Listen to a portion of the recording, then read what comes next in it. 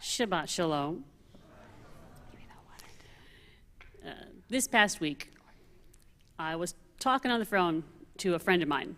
Now, we have been friends since we were children, so we go way back, which means one, ain't none of y'all know her. No sleuthing, she doesn't go here. She's not even Jewish.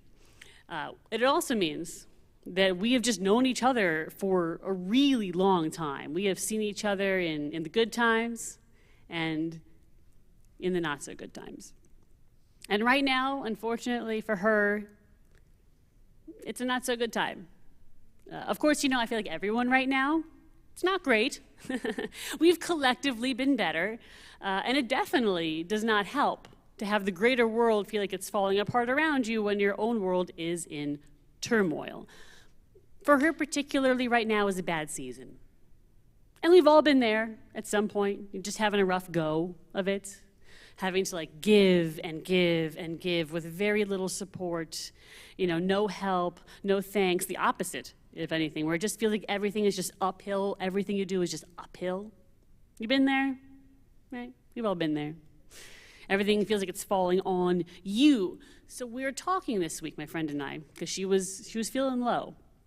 And she reached out, and I wanted to just sit there and be her friend, just listen and just be present. I wasn't there to give advice, because it wasn't about me, it wasn't about what I think, it was about her. I wanted to be warm, but neutral, And she said to me at some point in our conversation, something that I think is pretty common advice. I think we've all heard this before.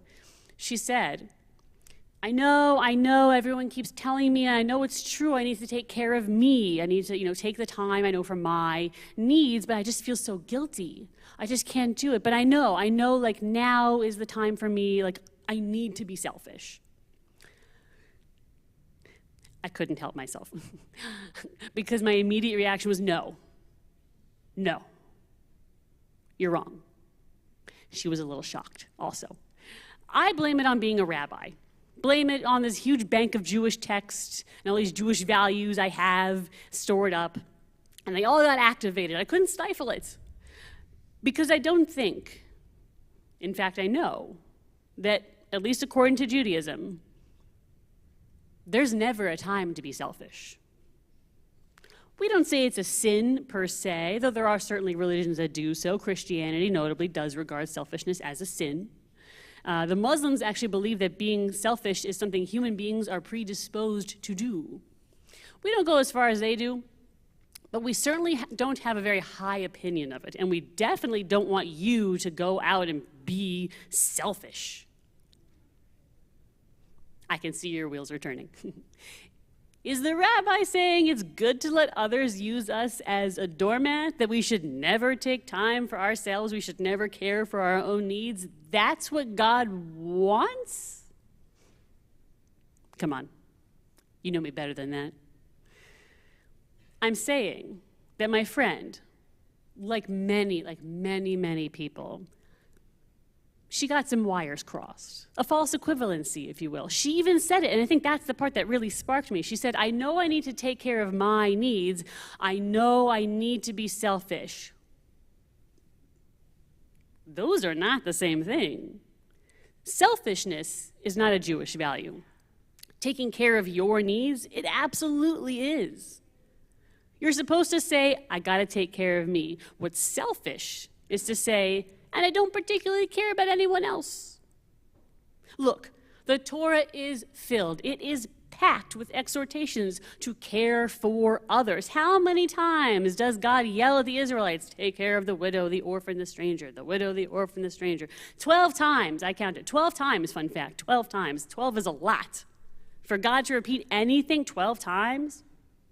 God doesn't even say don't murder anyone that much. It comes up twice. So this is really, really important. Let alone the fact that the Torah, not to mention all of our later legal writings, is chock full of ways about how to care for others. We have tzedakah, we have tithing, we have rules for warfare. You gotta take care of people you don't even like.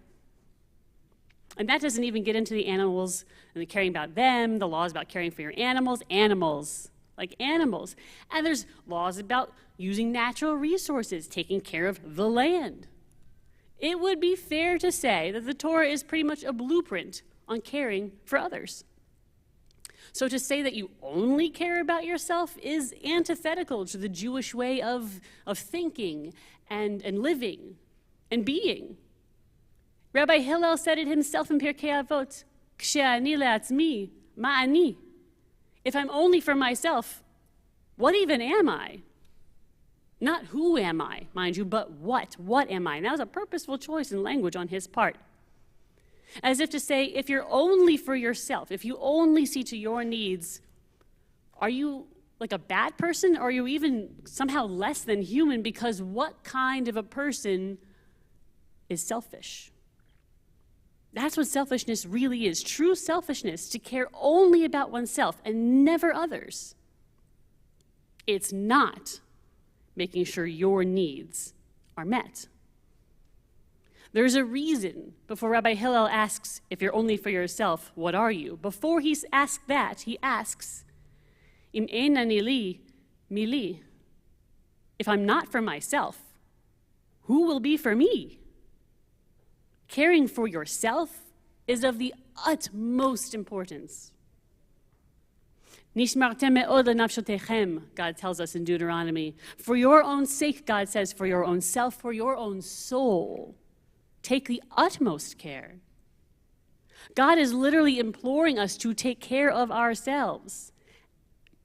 And I think there's something there. The fact that Torah has to spell it out so explicitly, no offense to the Muslims, but I think maybe they got it backwards. I think maybe for a lot of us, the inclination is to neglect our own needs, to sublimate ourselves into others, into our families or our jobs, our obligations.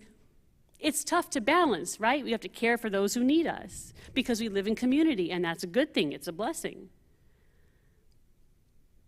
But a lot of the time, we can get so caught up with our duty and with others' expectations of our duty. The lines between ourselves and others, they get blurrier and blurrier until it's hard to even know what we ourselves even need anymore. Until it feels like taking care of us means we don't care about anyone else. My friend was a little stunned when I said, "You're wrong." When she said, "I know I need to be selfish." I explained what I meant to her. I didn't want her to be insulted because I love her. We've been friends since we were like 11. I said, "You're wrong because you're not being selfish. It's not selfish to take time to eat and sleep properly. It's not selfish to care for your own physical and mental health. It's not selfish to spend time just doing something because it brings you joy. Those are necessities, and no one who truly cares about you would begrudge you that." And then she said, "Oh, you're right, it's true. After all, you can't pour from an empty cup." It's pithy, though, right? I was like, "You're right. That's true. It's true. You can't care for others if you never care for yourself." But it still rubs me the wrong way because seeing to your own needs, being zealous to the health of your own soul, as the Torah so eloquently put it, don't frame it as something you do for other people. If you take care of yourself better, you can do more for others. Yes, of course, that's true. But it's not all. God cares about you simply for you, for your own sake. That's why the Torah asks, and why Jewish tradition and our rabbis require that we do the same. For our own sakes. It's enough.